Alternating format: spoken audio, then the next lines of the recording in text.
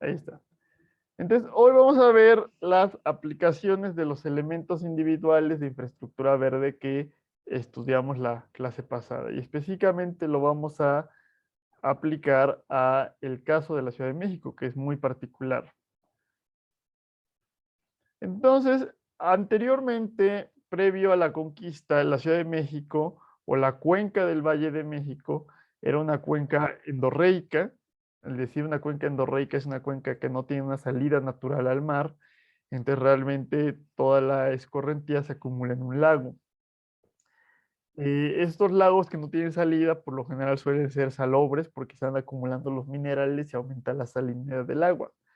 Teníamos nosotros un sistema de 5 lagos, que son los que vemos aquí, y eh, como tenían diferentes cotas los lagos a mayor altitud tenían agua dulce y los lagos a menor altitud, donde se acumulaba, donde era el destino final del agua, tenían una mayor salinidad. Eh, teníamos, o todavía tenemos unas zonas montañosas alrededor que tienen un ecosistema con bosques de pino y encino.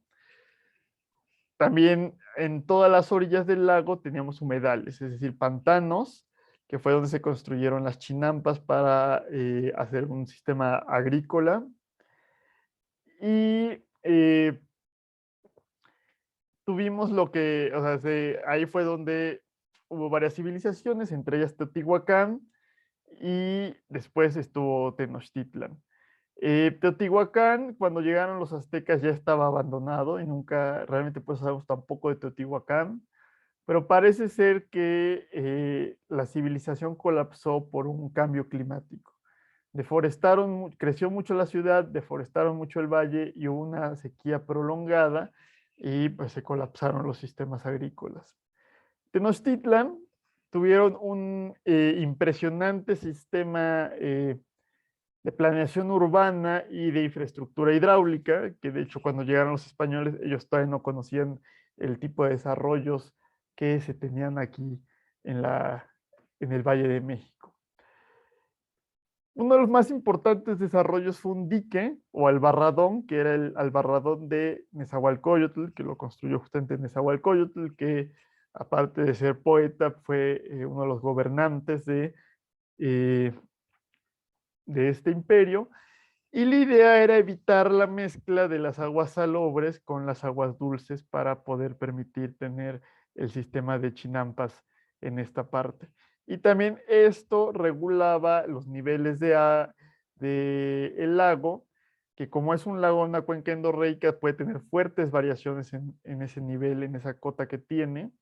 Y de hecho, a lo largo de varias decenas de miles de años, varió durante en varios decenas de miles de años, varió varios metros esa altura del lago, de acuerdo a qué tan lluviosos o si había sequías. Esto lo regulaba un poco, ¿no? También había acueductos para traer agua potable, sobre todo desde la parte de Chapultepec. Más o menos esto es como pensamos que se veía esta gran ciudad, que en su momento fue una de las más grandes ciudades del mundo. Aquí se puede ver el Albarradón. Se ven las calzadas que eran las que conectaban la tierra firme con la ciudad que estaba inmersa en el lago. Este otro que es de un cuadro de Diego Rivera nos muestra con un poco más de detalle más o menos cómo eran esas calzadas, cómo permitían el intercambio de agua, cómo había una combinación de vías terrestres y de vías fluviales, el sistema de chinampas y todas estas grandes estructuras de gran peso hundían el terreno, lo compactaban y de hecho desde la época de los aztecas ya tenían un sistema de cimentación con troncos para hacer algo como si fueran unos pilotes de fricción. Eventualmente llegaron los españoles, conquistaron la ciudad y lo primero que empezaron a hacer fue destruir la ciudad antigua y reconstruir la nueva ciudad para dar este cambio cultural, tirar los templos y construir iglesias. Entonces hubo una actividad de construcción frenética en los primeros años de la colonia y también los españoles retomaron esa idea de cimentar con pilotes que fueran troncos de árboles. Entonces, empezaron a deforestar los bosques aledaños y a los pocos años, o a 2 o 3 años de eh, de haberse dado la conquista, ya habíamos perdido varios centímetros del nivel del lago, porque al cortar los árboles perdimos infiltración y también se dio una sedimentación acelerada. Todo esto es un resumen de lo que les he ido contando. Aún así, hubo durante muchos años ríos, canales y lagos en la Ciudad de México. Fue disminuyendo poco a poco y parte de eso fue involuntario, digo, por estas actividades de tala, pero otra parte eh, fue hecha a conciencia. Hemos tenido una historia muy amplia de inundaciones en la Ciudad de México y la primera gran inundación que tenemos fue en 1629, creo que es, a ver, sí, 1629. En los primeros años de la colonia hubo una inundación que duró 3 años. 3 años estuvo inundado a más de 1,5 metros la Ciudad de México. Hubo, claro, muchos problemas de salud y de hecho se contempló el abandonar la Ciudad de México y construir una nueva capital. Se fundó una nueva ciudad que iba a ser la ciudad de Puebla y se iba a convertir en la nueva capital en la capital de la Nueva España. Pero después subsidió la inundación y continuamos utilizando la Ciudad de México. Pero desde aquel entonces nos dimos a la tarea de estudiar cómo era el parteaguas de la cuenca y nos enteramos que había un punto muy bajo que prácticamente lograba abrir la cuenca. Y es lo que se le llamó como el Tajo de Nochistongo. Entonces, Nochistongo es la zona en el noreste de la Ciudad de México, por donde es muy bajo el parteaguas y la idea era abrir un tajo, es decir, cortar el cerro y al cortar el cerro modificamos el parteaguas y logramos abrir esa eh, vía que iba a permitirnos desfogar el agua y hacer que ya no fuéramos una cuenca endorreica. Los españoles lo intentaron varias veces, también intentaron reconstruir el dique de Nezahualcóyotl y fallaron. Todavía hay unas ruinas de la reconstrucción que hicieron los españoles allá en Neza, pero no lograron abrir el Tajo de Nochistongo porque era una obra muy difícil, de gran envergadura. No fue hasta que llegó Porfirio Díaz que lograron abrir el Tajo de Nochistongo y se creó el Gran Canal, que sigue existiendo hoy en día. Entonces, al abrir eso, pues el lago se fue, o sea, sellamos el destino del lago para secarlo completamente. Eh, el problema que tiene ese canal y es el problema de la subsidencia que ustedes ya habrán estudiado con mucho detalle, que extraemos agua y además por la carga de los edificios se va hundiendo la ciudad. Y ahorita les voy a mostrar un esquema para que veamos qué tan fuerte ha sido ese impacto. Entonces, el Gran Canal que tenía una pendiente positiva, ahora tiene una pendiente negativa y se tiene que bombear el agua para que pueda salir por ese canal. Entonces, no resolvió completamente el problema de las inundaciones. Esta imagen que tenemos aquí es de inicios del siglo XX y es un canal que llegaba desde La Viga hasta prácticamente el centro de la Ciudad de México. Esta es una calle que está atrás de San Ildefonso. Si han pasado por ahí, verán que es una calle que está muy metida, como que la parte del centro de la calle baja como que 1 metro, 1,5 metros. Y eso era el último canal que pasaba a 2 o 3 cuadras del Zócalo. Como siguió habiendo cantidad y cantidad de inundaciones, estas son inundaciones en los 40, en los 70 también hubo muchas inundaciones y empezó a crecer mucho la población. Y ya hablamos que cuando creció la población, eh, llegó un momento en el que los desechos que vertíamos al agua ya no se podían tratar por esa capacidad natural. Si ustedes van al centro y se fijan con cuidado en varios edificios, verán que hay unas placas que dicen límite de la inundación de 1629, límite de la inundación de 1700. Y ahí si le van buscando, pues van a ver límites de la inundación de cada cierta cantidad de años. Por suerte en el siglo XX no nos tocó tener una inundación de 1 metro y fue sobre todo por la apertura del Tajo de Nochistongo. Pero hay que entender que así es como funciona el agua en una cuenca endorreica. Tienen niveles variables de agua y también esto antes era un lago. Nosotros construimos una ciudad encima de eso, pero anteriormente era un lago. De hecho, por aquí, miren, me salté esta, justamente, o sea, lo que era un lago y tenía una gran cantidad de vías acuáticas, lo hicimos en una plancha de concreto. Entonces es natural que por la propia hidrología del lugar intente recuperar lo que es el lago. Ujú. Esa es la principal causa de las inundaciones. Pero llegó un momento en el que estos ríos que había eran ríos, eran drenajes a cielo abierto. Entonces era una pestilencia, eran problemas de salud y aparte se inundaban continuamente y pues todas las aguas negras se iban a la ciudad. Esta es una foto de los 20, 30 de lo que era el río de la Piedad. Entonces, vamos a ver, no, o sea, la foto que les voy a mostrar después no es exactamente, o no, sí, o sea, no coincide exactamente con el mismo punto del Río de la Piedad, pero van a ver, o sea, si ustedes piensan en los nombres de las calles de la ciudad, hay una calle que dentro de su nombre tiene Río La Piedad. Y es lo que hoy le llamamos el viaducto Río La Piedad.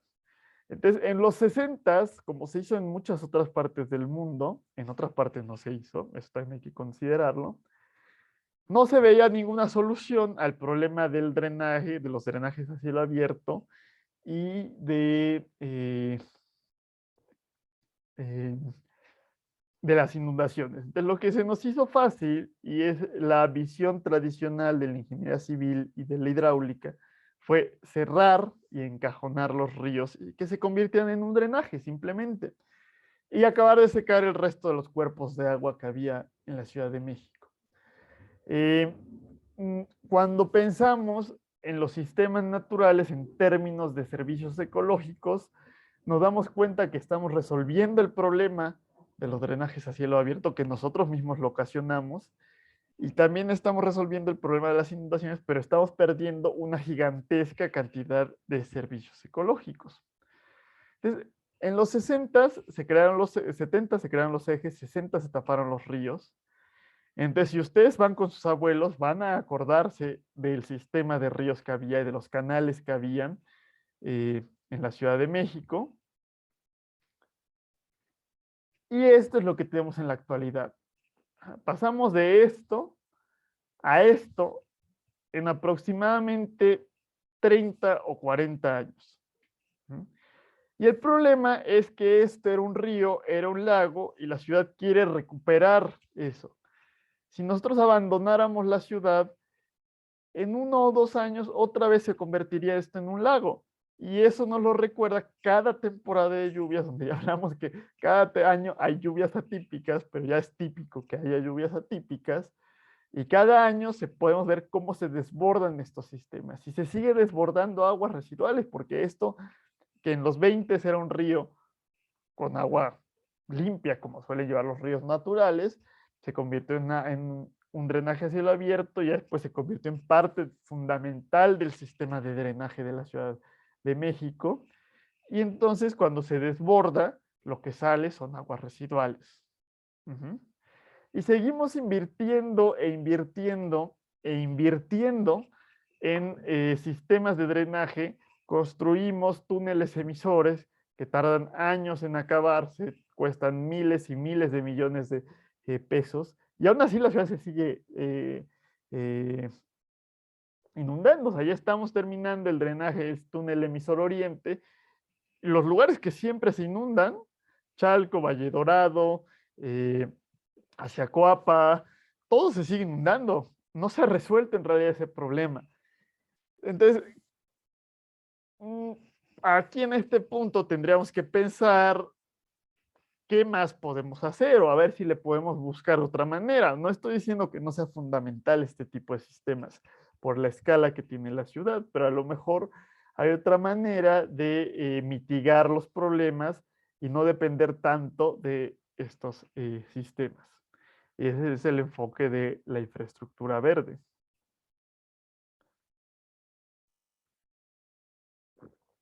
Ya hablamos que la infraestructura verde o el desarrollo de bajo impacto, la idea es recuperar el comportamiento hidrológico en términos de el hidrograma, del tiempo de retención, gasto pico, volumen de escorrentía superficial. Queremos regresarlo a las condiciones originales. Y en las ciudades, bueno, en los terrenos naturales, el agua se infiltra de acuerdo con ese coeficiente de escurrimiento y otra parte es la avenida hidráulica. En las ciudades ponemos una plancha de asfalto y pues ya no se puede infiltrar prácticamente nada. Entonces, un elemento fundamental de la infraestructura verde es conocer las características de infiltración del suelo. Entonces, por eso tenemos que estudiar cómo es ese suelo de la Ciudad de México. Esto lo tomé, lo más estricto debería ser tomar una carta geológica, estas cartas hidrológicas que a lo mejor trabajaban en hidrología del INEGI o una carta geológica que nos hable de los tipos de suelo y de los coeficientes de escurrimiento. Pero como realmente no hay mucho, no hay un estudio amplio y detallado de la viabilidad o de las propuestas de infraestructura verde, sino que esto está en un contexto de gran visión de cómo podría implementarse, simplemente traduciendo los principios básicos de la infraestructura verde a las características de la Ciudad de México. Todavía queda mucho por hacer por traducir esto a estudios de prefactibilidad, hacer análisis técnicos, etcétera, ¿no? Entonces hay una enorme oportunidad de desarrollo en esta parte. Entonces, por eso nos quedamos con la parte más simple, que este mapa, espero que lo reconozcan, que es de la norma técnica complementaria de geotecnia, bueno, de cimentaciones de la Ciudad de México, ¿no? Nos habla que fundamentalmente existen tres tipos de suelo. Podríamos hablar, creo que el del centro es el uno, que es el arcilloso, altamente compactable, saturado y muy poco permeable. Por el otro extremo tenemos que, si ven, si recuerdan un poco este mapa que les acabo de enseñar de los lagos, es exactamente donde se encontraba el lago. Porque en un lago, los depósitos lacustres son justamente estos depósitos arcillosos. Por otro lado, tenemos la parte intermedia, la parte de transición, donde tenemos estos ecosistemas de humedales, ecosistemas riparios, donde a lo mejor a veces había agua y a veces no había agua. Tenemos un terreno entre mezcla arenoso, limoso, arcilloso, que estructuralmente suele ser el más vulnerable cuando hay sismos, pero ya tiene un poquito más de permeabilidad. Y por otro lado ya tenemos la parte montañosa, que es prácticamente suelo arenoso. En esta región, en Santa Fe, eran minas de arena, justamente donde es altamente permeable el suelo. Y el tipo de infraestructura verde que vamos a escoger en cada parte va a cambiar de acuerdo con esas características de permeabilidad del suelo. Y aquí tenemos cómo es la topografía de la Ciudad de México y cómo ha cambiado con el tiempo, que es lo que les digo. Esto pues es la parte, esto es Chapultepec, que rara vez pensamos, bueno, sí, o sea, vemos que el cerro de Chapultepec es el castillo, pero realmente todas las secciones de Chapultepec están a mayor cota. Rara vez nos damos cuenta, si quieren darse cuenta, les recomiendo que se vayan a andar en bicicleta o a correr por la primera o la segunda sección de Chapultepec y se van a dar cuenta de la pendiente que hay, aunque sea poca. Y esta línea es lo que teníamos originalmente del fondo del lago y el nivel del lago aproximadamente, ¿no? Y lo que era Tenochtitlan, que pues era un islote que sobresalía del lago. En la actualidad tenemos esta línea amarilla. Obviamente está muy exagerada la escala vertical con la escala horizontal. Vemos que estos son 20 metros y estos son 30 kilómetros, ¿no? Este no es así tan grande, pero realmente esta diferencia de volumen son varios kilómetros cúbicos. Eso sí es muchísimo. Lo que ha pasado justamente es la carga adicional que le hemos puesto por los edificios, pero principalmente la extracción de agua. Y aquí es donde hay un punto interesante, donde originalmente el punto más bajo era el antiguo lago de Texcoco. Ujú. En la actualidad ya no es el punto más bajo. El punto más bajo es donde tenemos el aeropuerto actual de la Ciudad de México. Eh, ¿Por qué se hundió más esto? Pues es porque hay mucha más población aquí que en esta parte de Texcoco. Y como se dan cuenta, el lago Nabor Carrillo ahora es un pequeño cerro. Lo que pasa ahí en el Nabor Carrillo es que aquí abajo hay un lente de arena. Y ese lente de arena hizo que, o sea, amortiguó, o sea, no se compacta igual que la arcilla, y entonces hizo que aquí fuera menor esa disminución. Entonces, curiosamente, esto está tomado de un artículo que hizo un investigador del Instituto de Geografía, que era un artículo en contra del nuevo aeropuerto de la Ciudad de México.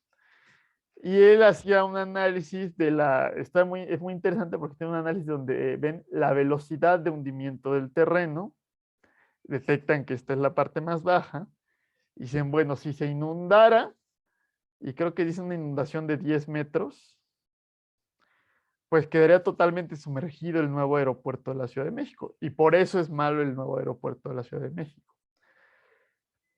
Hay muchas deficiencias en ese estudio, porque realmente cuando se inunda una ciudad no se inunda a un nivel de todas las cotas. Se inundan por diferentes partes. O sea, para ver cómo se inundaría la ciudad tenemos que hacer un estudio realmente hidrológico y no simplemente altimétrico.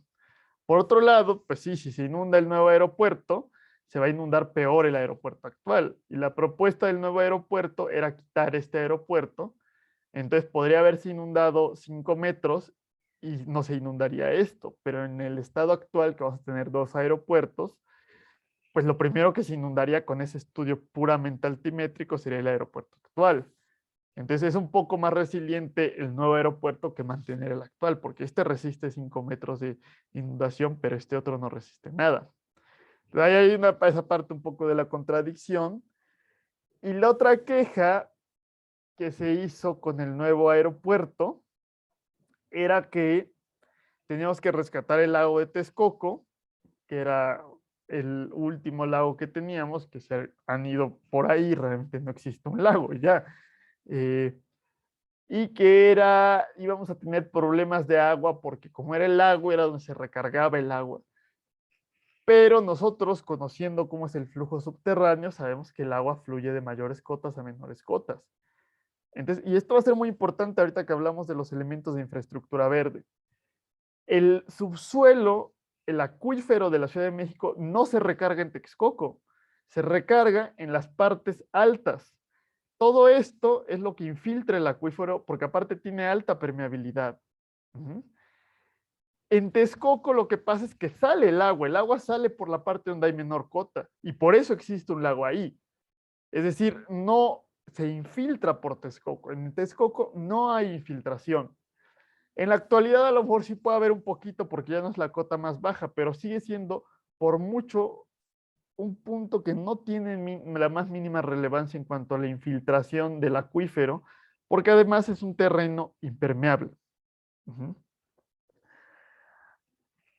Ahora, no quiere decir que fuera una buena idea el nuevo aeropuerto, o sea, ninguno de los dos lugares donde se propuso el aeropuerto, el anterior y el que tenemos el que se acaba de terminar, es buena. Ahora las dos lugares están igual de mal, pero hay que tener en cuenta que esos argumentos hidrológicos que se hablaban no tienen tanto fundamento. Uh-huh. Eh, Ahora sí, justamente hablando de la recarga del acuífero de la Ciudad de México y hablando o entendiendo que no se da en la parte del lago, donde aquí está aquí el Caracol de Texcoco, el Nabor Carrillo, aquí está el aeropuerto actual y por aquí iba a estar el nuevo aeropuerto, ¿no? Que sí era un problema muy grave y como ya comentamos en la clase pasada, porque se iba a secar el Caracol y se iba a secar el Navorcarrillo.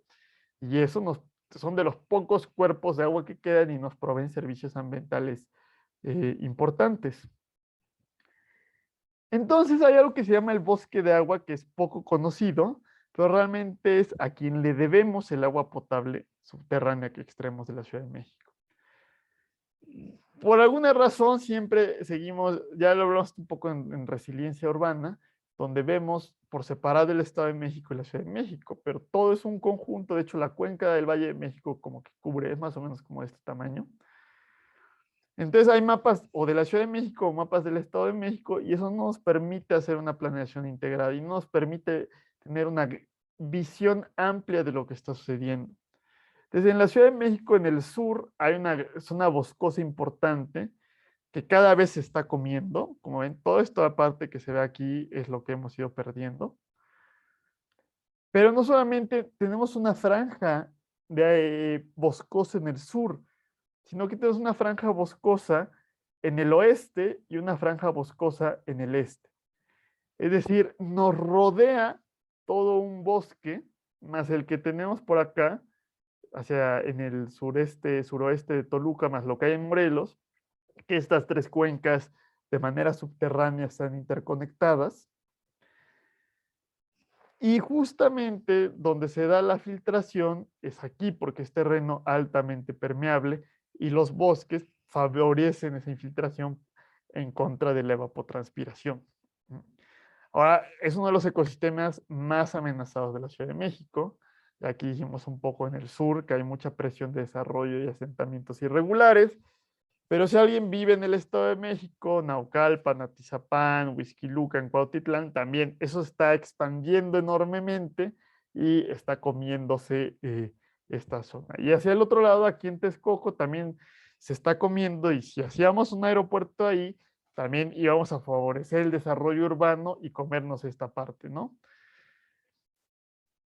Pero el 80% de la infiltración es en esa zona. Uh-huh. Entonces, si queremos reducir los problemas de hundimientos diferenciales, que vemos que el principal factor, más del 90% del hundimiento que tenemos, es debido a la extracción de agua, no debido a la carga adicional de los edificios. Entonces, si queremos evitar ese hundimiento, lo vamos a lograr preservando la infiltración. O sea, por un lado hay que extraer menos, pero por otro lado hay que permitir que se recargue el acuífero. Entonces, hay que preservar el bosque de agua para evitar estos problemas de hundimientos diferenciales. Y bueno, también nos habla un poquito de los escurrimientos que tenemos, los ríos que teníamos con anterioridad, ya solamente queda por ahí el río Magdalena, que vamos a hablar un poquito más adelante de él. Y por acá está el río Hondo, que se convierte en el río de los Remedios, ¿no? Va por aquí, por aquí. Que ya el río de los Remedios también es un drenaje a cielo abierto, y el río Hondo están tomando en Naucalpan la política de entubarlos. Hicimos eso hace 60 años, nos genera los problemas que tenemos en la actualidad, y seguimos haciéndolo, ¿no? Esta zona fuertemente montañosa, con muchas barrancas, que es lo que se le conoce como el Malpaís, hay muchos escurrimientos intermitentes en todas las barrancas. En los 60 también se construyó un sistema como parte de los colectores del túnel emisor central, túnel emisor poniente, todo ese sistema de colectores, el entubamiento de los ríos. Se hizo un sistema de represas, que eran los cárcamos de regulación, que era el término que no me acordaba la clase pasada, que hay uno en Xochimilco, por ahí por donde está el Deportivo, donde está la Facultad de Artes y Diseño y la Prepa 1.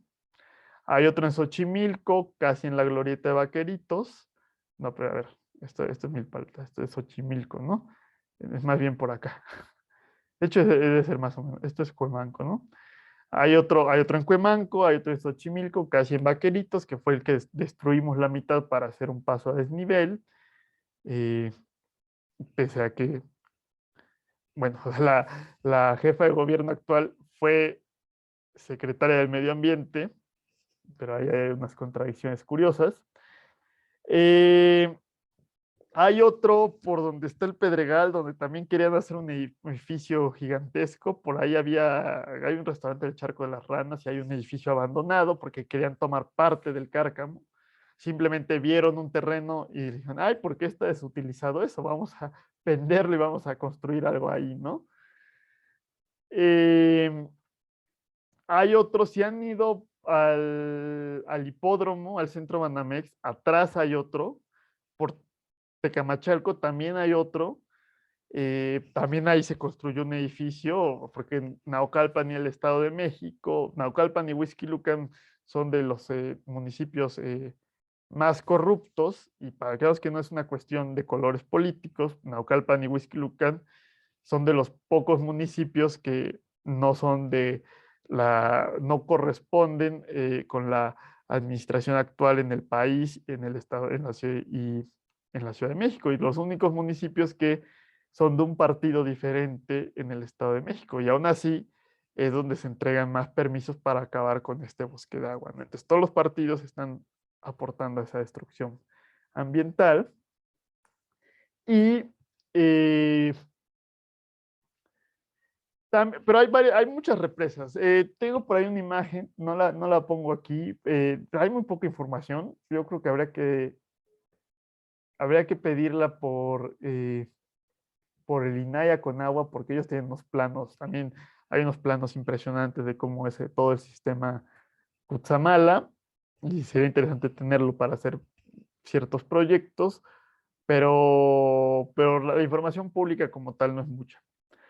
Esas presas, que eran presas rompepicos, presas de regulación para disminuir los gastos, los picos del hidrograma, actualmente son presas que llevan drenaje a cielo abierto y por eso apestan muchos de esos los cárcamos. La gente que tiene la mala suerte de vivir ahí tiene que estar aguantando un olor a agua residual podrida y fermentada todo el tiempo, ¿no? Y por eso se hacen los desasolves que también los gobiernos, cada gobierno de Whisky Lucan, ha prometido desasolvar las presas que hay en Huixquilucan y cada gobierno se roba el dinero, entra el nuevo presidente municipal, ponen un pequeño anuncio diciendo vamos a desasolvar la presa, pusimos tanto dinero y nunca se hace el desasolve. Ese es otro problema que tenemos por ahí en esa parte del poniente de la Ciudad de México.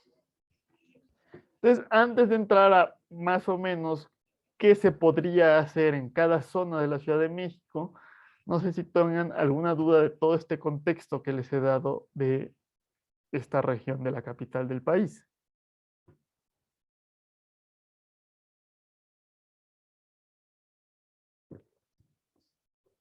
Bueno, si no, vamos a irnos ahora por cada parte de la Ciudad de México. Quiero que tengan un poco en cuenta estos mapas que les he enseñado, porque como les digo, esto nada se ha hecho, lo he hecho yo tomando las características de la infraestructura verde y diciéndolo cómo se podría aplicar a cada zona. Lo ideal sería hacer mapas del tipo de infraestructura verde que se podría utilizar en cada región, pero no existe todavía. Esperemos que pronto. Entonces, si pensamos en el poniente de la ciudad, ya les hablé un poquito de los problemas que tenemos en el poniente de la ciudad, pero el poniente de la ciudad, que es el que tenemos, caray, esto nunca fue lago, jamás fue un lago, entonces es un terreno de arena, por eso en Santa Fe había minas de arena y hay muchas minas abandonadas. Es un terreno arenoso fuertemente permeable, zona boscosa, parte justamente del bosque de agua, toda esta parte que vemos aquí, donde dice Naucalpan de Juárez, y es fuertemente permeable. Entonces ahí es donde hay que favorecer la infiltración. Cuando se habla de que hay que poner pozos de infiltración en Iztapalapa para resolver el problema de agua potable en Iztapalapa, es problemático, porque en Iztapalapa, si yo pongo un pozo, no puedo filtrar el agua porque el terreno es impermeable. Tengo que poner un pozo que vaya a 30, 50 metros de profundidad o incluso más para llegar a un lente de arena y aún así la resistencia que va a poner el agua para filtrarse es mucha. Por el contrario, si yo hiciera pozos de infiltración en el poniente, es muy fácil, el agua se va directamente y esa agua que se infiltró va a recargar eventualmente el acuífero del que tomamos para tener agua en Iztapalapa. La única justificación para para hacer pozos de infiltración en el oriente de la Ciudad de México sería el aprovechar pozos abandonados. Por otro lado, esta región del poniente de la ciudad es la región del mayor nivel socioeconómico del país. Pues realmente San Pedro Garza es el municipio de mayor ingreso per cápita del país. El segundo es Huixquilucan, que está por acá, pero la población de San Pedro no es muy alta. Y también el tercer municipio, pues es Coajimalpa, el cuarto es la Miguel Hidalgo. Entonces, cuando juntamos una región más grande que es el poniente, realmente es donde se concentra la mayor riqueza del país. Hay enormes desigualdades. Si han ido a Santa Fe, pues se ven los grandes edificios y se ven los asentamientos irregulares juntos. Pero lo curioso es que debido a la situación de seguridad que tenemos y que el gobierno no ha sido capaz de proveer la seguridad que necesita darnos, muchas zonas de la zona metropolitana de México manejan lo que son las calles cerradas. Es controversial, es una zona gris legal. Se utiliza mucho en la Ciudad de México, sobre todo en la parte del sur. En Coapa hay una enorme cantidad de calles cerradas, pero, y no es únicamente en México que se hace, pero la zona que comprende lo que es Bosque Real, La Herradura, Interlomas, Santa Fe, que es todo este poniente de la ciudad, tiene la mayor cantidad de calles cerradas en todo el planeta. Ujú. Eso hace que esas calles tengan muy poco tránsito vehicular, sobre todo poco tránsito pesado. Entonces ahí podemos aplicar justamente el pavimento permeable. Y como hay una gran capacidad económica, se puede utilizar incentivos para que los propios colonos pongan parte de su dinero y entonces así aprovechemos el poco dinero público que hay y la gran cantidad de concentración de dinero que hay en esa zona privado para hacer obras de pavimentos permeables que van a favorecer la infiltración y van a beneficiar a las zonas de menores niveles socioeconómicos. Entonces ahí hay parte de la redistribución de la riqueza sin realmente robarle dinero a, a la gente de mayor dinero. O sea, hay que redistribuirlo, pero no, no robárselos, ¿no? Bueno, no es robarlo como tal, ¿no? O sea, pero eh, a veces es otro término, o sea, es otro asunto, ¿no? Pero no porque esta gente tenga más dinero, quiere decir que se lo deban a la gente de menor dinero, pero sí tienen la responsabilidad de redistribuirlo. Es un enfoque diferente. Eh, También hay que defender y preservar esos bosques que tenemos que van a ayudar a la infiltración y recuperar el sistema de presas, desasolvarlas y si es posible con un análisis hidrológico, que es lo que les digo que es interesante, sería tener que algunas de estas presas tuvieran fueran un cuerpo de agua semipermanente, es decir, que tuvieran un tirante permanente, y eso permitiría que se utilizaran como recreación. Rescatar algunas presas que sí son permanentes, como la presa Madín, que está ahí por Atizapán, si han pasado por ahí y se dan cuenta que esa presa es una presa de agua potable, es para dar asco el pensar que uno va a tener que utilizar el agua en su casa que vino de esa presa, porque hay animales muertos flotando en esa presa. Entonces, es cosa de rescatarla y recuperarla para que realmente nos provea de esos servicios ambientales. Eh, por otro lado, si nos vamos hacia la zona del sur, también en la zona del Pedregal hay una gran capacidad económica, entonces ahí se puede utilizar se pueden redistribuir los impuestos al predial eh, y se puede hacer algo parecido a lo que se hizo en Polanco, que es lo que decía en Polanco. hace unos años se remodeló todo Mazarik y parte del dinero provino de la gente que vive ahí, que tiene la capacidad para poner dinero para eso. Eh, en el Pedregal y en Milpa Alta, si lo vemos acá, esto es, esto es el Cerro de la Estrella, este círculo. Entonces, realmente, aquí está periférico. Entonces, el Pedregal, donde está CU es esto, y Milpa Alta es toda esta zona de abajo, ¿no? Esto es Tlalpan y esto es Tláhuac, o Xochimilco por acá, ¿no? Entonces, Milpa Alta y el Pedregal jamás fueron zona del lago, entonces también ahí debemos favorecer la infiltración. Estos lugares no tienen bosques, es un ecosistema xerófito, hay cactus, hay nopales, entonces ahí hay que minimizar el consumo de, de agua de áreas verdes. Entonces, hablamos un poquito en las primeras clases de ese jardín americano, del suburbio americano, que era de pasto y que en Los Ángeles tienen la peor sequía en 1000 años, California, y siguen queriendo regar y tener unos pastos perfectos. Y obviamente los lugares de mayor nivel socioeconómico en la ciudad también quieren tener jardines de ese tipo, por esa influencia.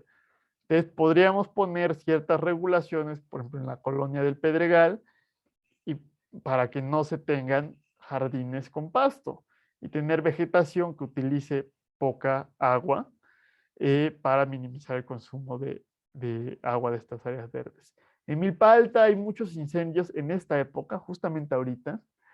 Entonces hay que tomar medidas para evitar incendios y porque los incendios favorecen la sedimentación, evitan la infiltración y así preservamos las áreas verdes y mitigamos los incendios.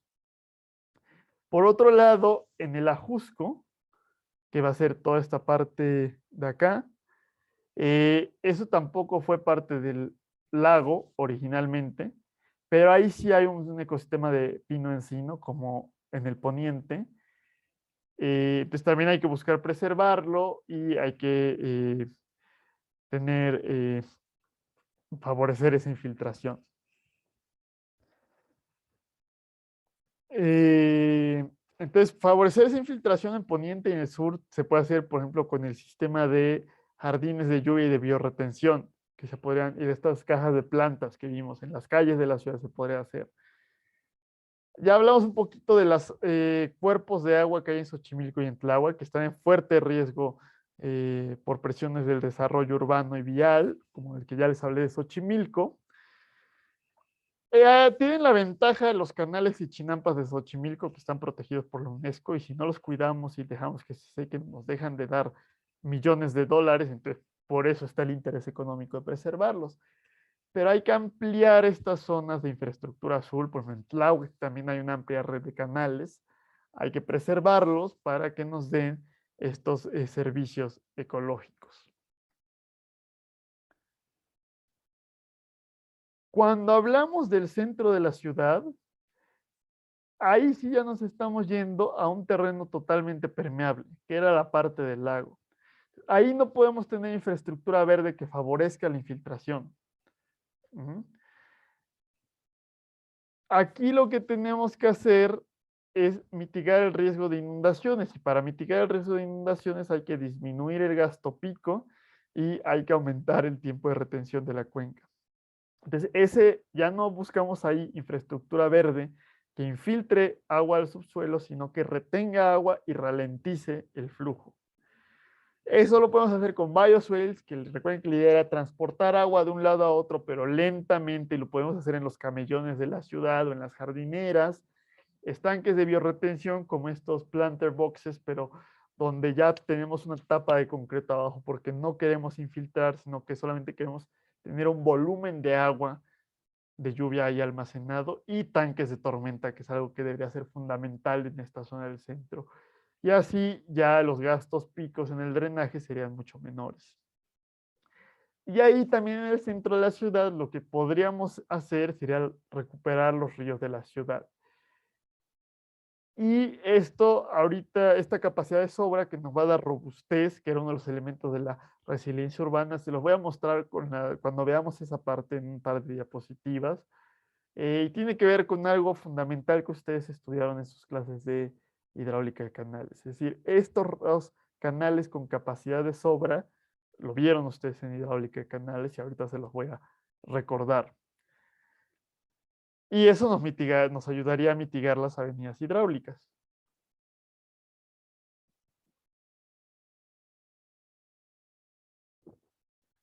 Y ahora nos vamos a el oriente y al norte de la ciudad. Ahí el suelo va a tener las mismas características, ¿no? Vamos a irnos a ver la imagen que tenemos acá. Oriente, que es todo esto que vemos acá, y hacia el norte también no se alcanza a ver. Es suelo impermeable también totalmente. Arcilla era parte del lago, entonces no podemos infiltrar agua. La diferencia es que es mucho más árido y hay mucha erosión y ahí es donde se generan las polvaredas justamente en esta época del año. Y las polvaredas se generan porque no hay ni áreas verdes ni hay cuerpos de agua. Entonces, para disminuir la erosión, queremos aumentar la cubierta vegetal, pero no vamos a agregar un bosque ahí, no vamos a agregar árboles, hay que poner especies xerófitas que vamos a ver la definición con más detalle de especies xerófitas cuando hablemos de azoteas verdes, pero les digo, son especies nativas que están adaptadas al régimen de lluvias y que no necesitan riego artificial. Necesitamos crear y aumentar los estanques y los lagos artificiales, que eso sí me parece muy que hay algo que aplaudir en la propuesta que era de, ok, ya no vamos a construir un aeropuerto aquí, pues vamos a recrear o recuperar el lago que teníamos. Tiene unos detalles esa propuesta porque solamente ha avanzado un 5% y también el terreno que se dedicó para ese parque ecológico solamente era una fracción mínima del terreno total del aeropuerto, ¿no? Si iban a hacer eso, pues que se fueran totalmente en serio para recuperar la totalidad o lo más que se pudiera del lago. Y el asunto de los cuerpos de agua es que tienen inercia térmica, parecido a lo que hablamos en la parte de transferencia de calor. Entonces, se calientan y se enfrían más lentamente y entonces mitigan la oscilación de temperatura. Por eso es mucho más agradable el clima, bueno, o sea, en el norte del país. Si ustedes se van a Culiacán, por ejemplo, Culiacán tiene un mejor clima que Hermosillo o que cualquier parte, o que Chihuahua, por ejemplo. Chihuahua tiene unas oscilaciones de temperatura extremas. Culiacán hace un calor horrendo, pero al menos no vamos a bajar a menos 10 grados como lo van a hacer en Chihuahua en invierno. Y eso es debido al cuerpo de agua. Entonces también el mitigar el poner cuerpos de agua aquí nos ayudaría a mitigar la isla del calor urbano y sobre todo las olas de calor. Entonces ahí es otro servicio ecológico que nos está aportando esos cuerpos de agua. Por ejemplo, eso no se lo estoy poniendo aquí en las diapositivas, pero si recuerdan, bueno, el lago de Chapultepec, que es un lago que tiene un color horrendo, realmente un lago tendría, bueno, o sea, hay diferentes tipos de lago, pero no tendría por qué no ser transparente totalmente. Podríamos nosotros ver el fondo del agua, que si alguien ha tenido la suerte de ir, por ejemplo, a Canadá, así son los lagos, el lago se ve el fondo. Y eso haría mucho más feliz a los peces que viven en el lago de Chapultepec. Hay una planta de tratamiento de Chapultepec que tiene como 20 años queriéndose terminar. Parece ser que esta administración finalmente logró terminarla. No estoy tan seguro si ya está operando, pero ahí lo interesante, si recuerdan ustedes, hace ya más de 10 años, hubo un momento en el que hubo una grieta en el lago de Chapultepec y por ahí se fue todo el agua, incluso hasta se fueron todos los peces, ¿no? Porque resultó que hay sistemas de cavernas y de alta porosidad en el cerro de Chapultepec. Entonces, justamente podríamos tomar agua residual de la ciudad, tratarla,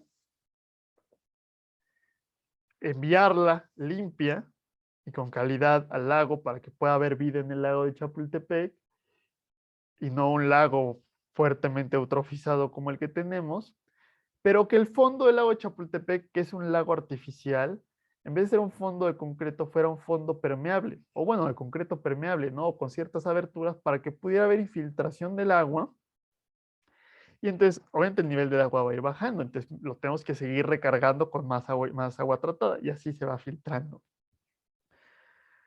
Hace también, ahí tengo unas fotos, en los 70s en Iztapalapa había una unidad que tenía un lago. Ya no existe ese lago, lo que pasó al parecer fue lo mismo, que una grieta y empezó a infiltrarse el agua, pero eso lo tendríamos que ver como algo positivo, porque estamos agregándole agua al subsuelo. Obviamente tenemos que hacerlo con la calidad de agua adecuada, porque si se infiltra el agua que tenemos en el lago de Chapultepec actualmente, lo único que vamos a hacer va a ser contaminar el subsuelo. Y lo que ya mencionamos, que para mejorar la calidad de los pozos, porque tenemos pozos con poca agua en el oriente, y además son los pozos que están contaminados. Los pozos del centro y del sur de la ciudad no están contaminados, casi no se trata el agua, solamente se le pone un poquito de cloro, pero los pozos del oriente de la ciudad sí están contaminados. Entonces, si preservamos el bosque de agua, vamos a mejorar la calidad de agua de los pozos, especialmente de esa parte de la ciudad. Obviamente no es algo que pase inmediatamente. Recuerden ustedes que el agua subterránea tarda tiempo en fluir, varios años. Entonces, ese es un problema que tenemos con la visión a corto y largo plazo. Eh, si al preservar el bosque de agua, los políticos van a querer que los resultados se vean en menos de 6 años para poder presumir los resultados, cuando a lo mejor los resultados se verían en 10, en 20 años. Y no hay ningún incentivo actualmente de manera política para lograr esa planeación y esa visión a largo plazo. Ahora, el agua residual. ¿Profe? ¿Qué pasó? ¿Qué pasó? Ah, no, nada más le quería comentar que yo estoy haciendo mi servicio ahí en el bosque de Chapultepec Ujú. y bueno, creo que es la segunda sección, y están haciendo un humedal justamente para tratar el agua de esa parte del lago y poner y que sea alimentada la zona de riego de ahí. Ah, ok, sí, eso es bastante bueno. ¿Y sabes de la planta de tratamiento, si está funcionando? Ay, no, bueno, al rato voy a ir, pero puedo preguntar, pero no estoy segura. Sí. Ok. Sí, porque yo la paso por ahí a veces, pero no he sabido, o sea, sabía que estuvo parado un tiempo, la retomaron varias veces, y eso entendía que ya se iba a terminar, pero no sé si realmente ya esté operando. Pues sí, es muy bueno, gracias, Gina. Esos son los elementos de infraestructura verde que tenemos que construir. Recuperar esos humedales que teníamos que nos pueden dar agua limpia. Entonces, ese es un muy, muy buen ejemplo. Gracias. Y justamente esto nos lleva a esta parte de la disposición final del agua. El agua residual siempre se tiene que ir a hacer algo con esa agua. Tradicionalmente lo que se hace es enviarla al drenaje urbano, sacarla lo más rápido posible de la ciudad y ya en las afueras de la ciudad tratarla y enviarla a un cuerpo de agua, a un río, a un lago. El problema de la Ciudad de México es que es tan grande y como es una cuenca endorreica, realmente lo tenemos que sacar de la cuenca. Lo sacamos de la cuenca, tenemos esta planta totonilco gigantesca, que ya después de un largo rato finalmente está operando. Pero como es un drenaje combinado, y ya les dije que cuando llueve aumenta enormemente el volumen de agua residual y las plantas tienen que hacer un bypass donde tiran el agua sin tratar. Y esos grandes escurrimientos aumentan el gasto en los ríos y fue lo que pasó el año pasado en Tula, que debido a una enorme lluvia en la Ciudad de México, se desbordó el río y de aguas residuales de la gente de la Ciudad de México y fue una tragedia en el lugar. Y en vez de utilizar estrategias de infraestructura verde, lo que estaban proponiendo era, sí, vamos a canalizar más el río, vamos a poner más concreto para que haya un menor coeficiente de fricción y para que pueda fluir más rápido. Pero cuando fluye más rápido, lleva más energía y es más fácil que se dé ese cambio de régimen con el salto hidráulico donde va a haber el desborde.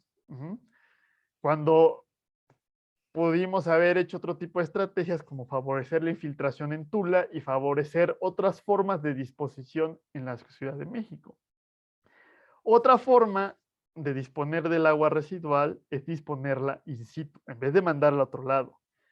Aquí le estoy poniendo el ejemplo donde supongo que habrán ido a la, bueno, no sé si les haya tocado a ustedes por la pandemia, pero bueno, está la visita a la planta de tratamiento. Ah, bueno, ya no toman, ya no es obligado, ya no es, creo que ya ahora es optativa la de tratamiento de aguas residuales. Pero bueno, los llevan a Cerro de la Estrella, que es una de las plantas de tratamiento más grande que tenemos, y lo que se trata ahí se lleva a Xochimilco, y es lo que si no bombeáramos agua a Xochimilco se secaría, porque pues estamos extrayendo agua del subsuelo. Eso mantiene vivo Xochimilco. Tiene una serie de problemas gigantescos esa planta de tratamiento, ¿no? Que es una ridiculez que tomen los lodos y los lodos los envíen otra vez al drenaje. Está recontaminando el agua. Pero ahí ya no estamos enviando, exportando esa agua a una nueva cuenca que va a tener que lidiar con esos problemas. Otra forma, pues es justamente lo que nos acaba de decir Gina, donde el agua residual la trato, si se puede mejor de una manera natural, como son con los humedales, y lo utilizo para agua de riego.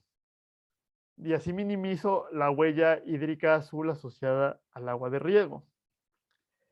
Eh, Otra forma es reutilizarla, si sobre todo en los grandes edificios no juntamos el agua gris y el drenaje de aguas negras.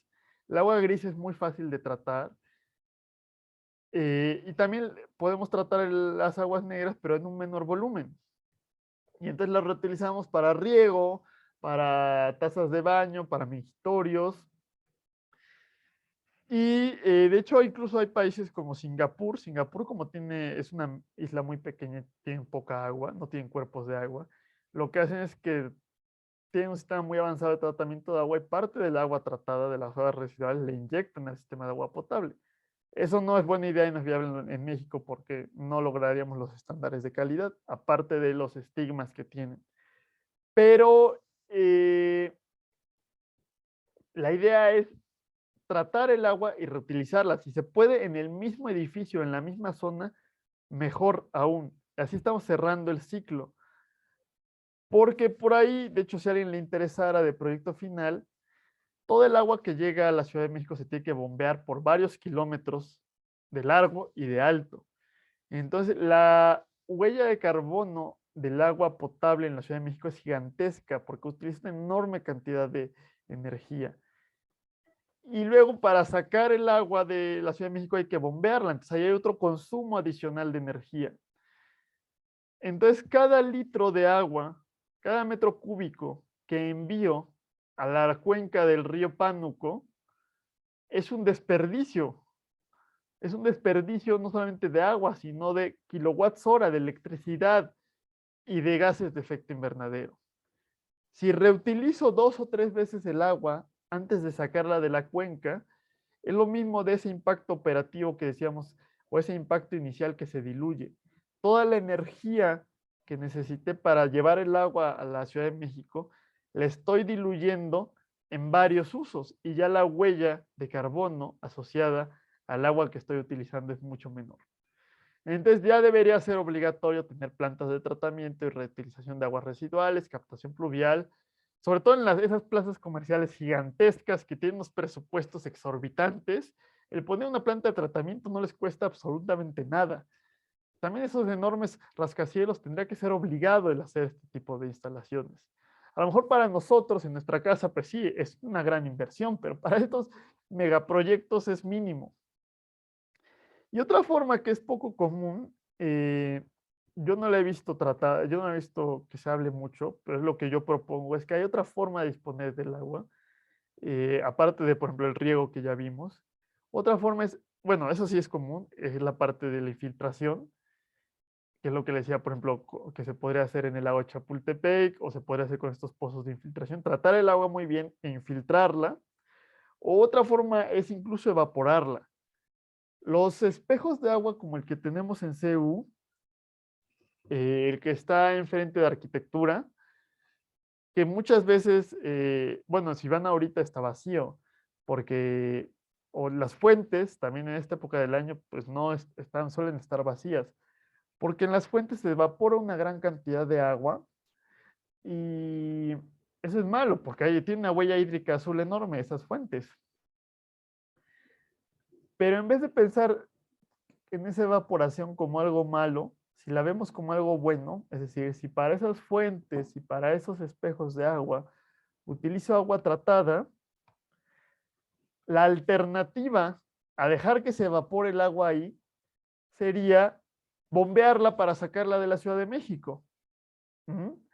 Entonces, el consumo de energía y la huella de carbono total es menor.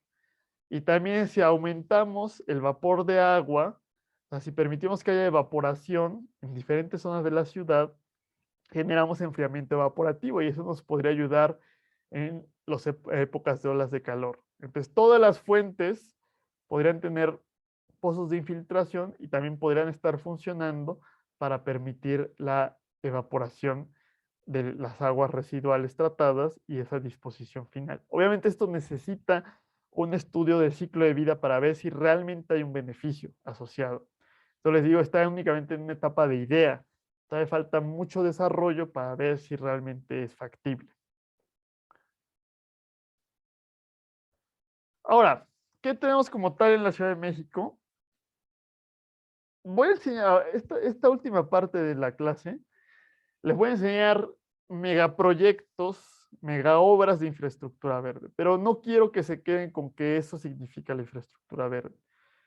Lo que quiero que se queden que la infraestructura verde es lo que vimos la clase pasada.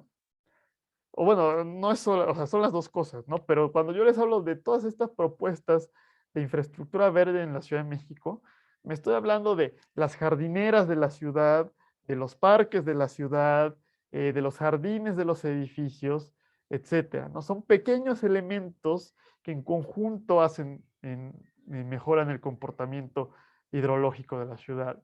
La otra opción es hacer grandes obras que tengan un impacto fuerte.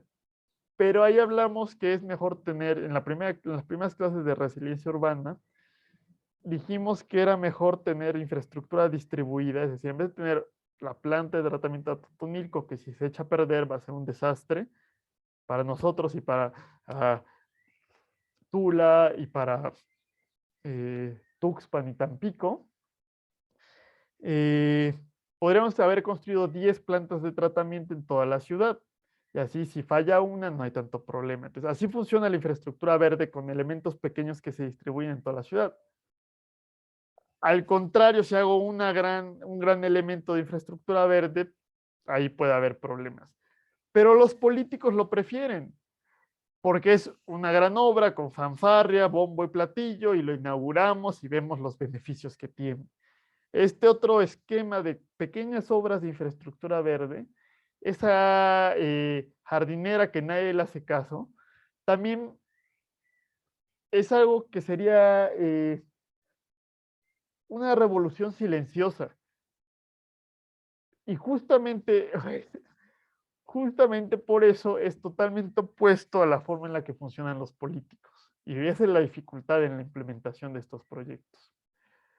Ahora, habiendo dicho eso, sí se han hecho elementos de infraestructura verde en México y en la Ciudad de México. De hecho, les voy a mandar un video que es como de 2 horas, pero nada más quiero que vean como 5 o 10 minutos, donde una investigadora de la Facultad de Arquitectura da su semblanza y ella habla de varios de estos proyectos, que ella participó en varios de estos proyectos que les voy a mencionar para que vean que sí existen y sí se han hecho estas cosas, ¿no?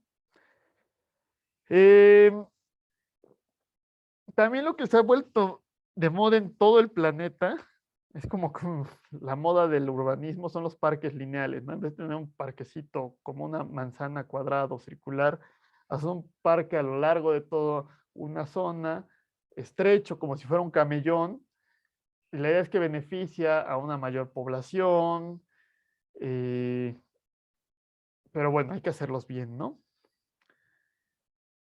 También van a haber proyectos bien hechos, pero que sirven a medias, proyectos que nunca acabaron, que se acabaron, pero no tienen mantenimiento, y otros que son un greenwashing horrendo, ¿no?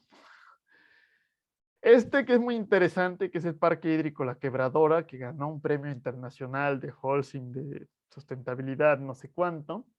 Se iba a hacer en las faldas de las montañas de Iztapalapa, en una zona donde hay, que tiene la peor disponibilidad de agua potable y tiene inundaciones también y tiene una enorme escasez de áreas verdes. Se puede medir en el urbanismo a qué distancia se encuentra la persona promedio de un parque o cuántos árboles hay por unidad de área en diferentes colonias y lo mejor, de hecho, por ejemplo, en Nueva York tenía la idea que no hubiera ningún ciudadano que no tuviera un parque a menos de a 500 metros. 500 metros es algo que puede caminar prácticamente alguien de cualquier edad. Entonces, no todo el mundo tiene un parque al que puede ir caminando, menos en esta zona de la ciudad. Entonces, era construir un parque donde no hay parques, poner árboles donde no hay árboles, y eso iba a mejorar enormemente la calidad de vida de estas personas, porque si uno ve las zonas donde sí hay parques, donde sí hay árboles, es justamente esto que les dije, que el poniente y el sur de la ciudad donde es donde más dinero se tiene. Desde el dinero público hay que invertirlo primordialmente donde más se necesita, que es en las zonas de menores niveles socioeconómicos. Este parque aparte iba a tener tanques de tormenta, e iba a tener sistemas de infiltración y cuerpos de agua, ¿no? Entonces, por eso era el parque hídrico. Resultó que hubo unos detalles de corrupción en la construcción, luego fue el cambio de administración federal y local, o principalmente sí, federal y estatal, y quedó en el olvido el proyecto y ya después la presidenta municipal actual, no, bueno, la alcaldesa actual, retomaron el proyecto y parece ser que ya lo terminaron. Estuvo un tiempo cerrado por la pandemia. Se supone ya lo inauguraron, pero cambió un poco. Ya no es el parque hídrico, ahora es como un parque normal, porque va dentro del contexto, dentro del plan de desarrollo que hicieron, que ya no tiene tanto esta parte de infraestructura verde, pero igual conserva algunos elementos. No he tenido la oportunidad de ir para ver cómo está en realidad este proyecto, ¿no? Otro es el ecoducto. Aquí hay un detalle, vamos a ver otra imagen más adelante, de cuál era la propuesta original en viaducto. Pero justamente mucho tiempo aquí arriba, esto es el cajón que les enseñé en la imagen, donde va el drenaje, bueno, lo que era el río. Se tenía como que pasto, como un área verde abandonada, y se nos ocurrió hacer, o se les ocurrió hacer a las personas que diseñaron esto, un parque lineal a lo largo de toda esta parte, eh, porque también hay pocos parques en esta zona, sobre todo para la gente que vive junto a el viaducto. Estos son humedales que iban tratando el agua. Y bueno, no está mal el lugar. El problema es justamente el tratamiento de agua, donde esto lleva un gasto como de 4 metros cúbicos por segundo o 3 metros cúbicos por segundo. Esto iba a tratar como 100 litros no, ni siquiera eran 100 litros por segundo, eran como 10 litros por segundo. O sea, un porcentaje risible contra lo que lleva el río. Y en la actualidad está tratando como el 10% de lo que estaba planeado, ¿no? Entonces ahí hay unas faltas de mantenimiento. El parque lineal La Viga era muy interesante, iba a tener muchas zonas de recreación, iba a tener puestos, áreas verdes que no existían, una gran cantidad de tanques de tormenta, pero se bloqueó el proyecto y así es como está. Entonces quedó peor la zona de lo que estaba con anterioridad, ¿no? Un ejemplo interesante es el Parque Bicentenario, que era una refinería. Se tuvo que hacer bioremediación para recuperar el suelo que estaba contaminado con hidrocarburos. Pero bueno, es muy interesante porque es una asociación, una unión de los eventos de la parte pública y privada, porque sí está el zoológico, está el parque, pero también hay comercios que están concesionados, se hacen conciertos en esta parte. Es una enorme cantidad de áreas verdes donde hay infiltración en esta zona. Hay incluso un estanque que, como les digo, sería mejor si el estanque tuviera un fondo poroso que permitiera la infiltración.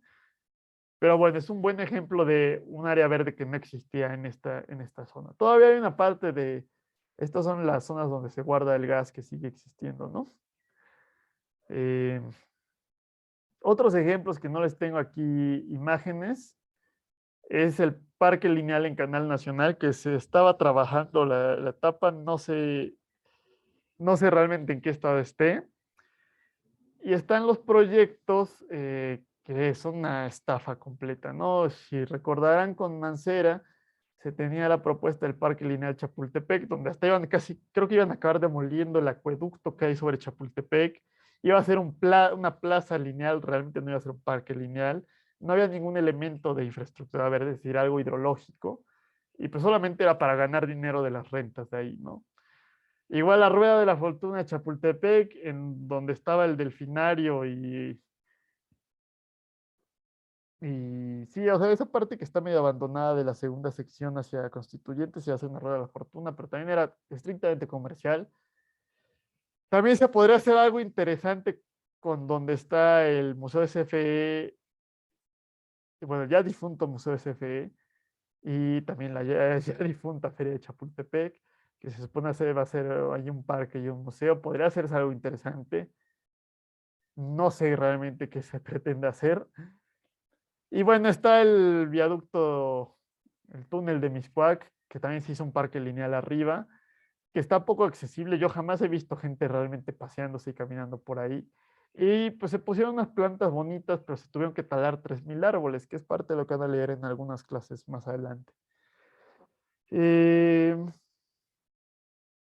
¿Qué más? Ah, profe, Ah, ¿sí? yo vivo por el Canal Nacional Ajá. y justamente me tocó cuando lo estaban rehabilitando y ya, bueno, donde yo vivo ya terminaron esa sección, que justo es donde está la planta de tratamiento. Ok. Pero el problema es que como que no le dieron mantenimiento a la planta de tratamiento. Entonces hay o sea, limpiaron el canal, pero cada vez, o sea, siempre está o sea, muy eutrofizado. Ok. Ok, gracias. Sí, sí, de hecho, es que hubo una sección, una primera etapa que creo que terminaron hace ya varios años y había una segunda etapa que iban a alargar eso. Pero pues sí, ahí está bueno, eso de las plantas de tratamiento es, luego va uno a las plantas de tratamiento y el agua sale verde, el efluente es verde o el efluente es ámbar. Dice, bueno, eso ya se supone está tratado y cumple con la norma, pero y como no se le quitaron los nutrientes, el nitrógeno y el fósforo, pues sí, se eutrofiza y ahí está el problema, ¿no? O sea, no solamente se trata, y seguramente no hay presupuesto, se puso el presupuesto, un gran presupuesto para construirlo, para poder inaugurarlo, el político en turno, pero no se puso el presupuesto para mantenerlo, que es lo más importante, ¿no? Y entonces, pues se ve muy bonito el primer año, pero ya más adelante tiene problemas. Y luego la inversión para rescatarlo es enorme, ¿no? Entonces, sí, ese es un problema de cualquier proyecto, de todos los proyectos de infraestructura en el país. Cuando tengan ustedes, estén en puestos donde diseñen proyectos, no se les olvide el mantenimiento que es fundamental y no cedan a las presiones de los políticos que les digan que corten costos haciendo como que el mantenimiento no existe. Pero esa falta de mantenimiento es un problema que puede tener la infraestructura verde. Si no se contempla el mantenimiento y si no se hace bien, pues todo se va al hoyo más rápido que en un sistema de infraestructura tradicional. Entonces, pues yo tampoco he tenido la oportunidad de ir allá al canal nacional, pero bueno, tú ya de primera mano nos das una experiencia de qué ha pasado con ese proyecto.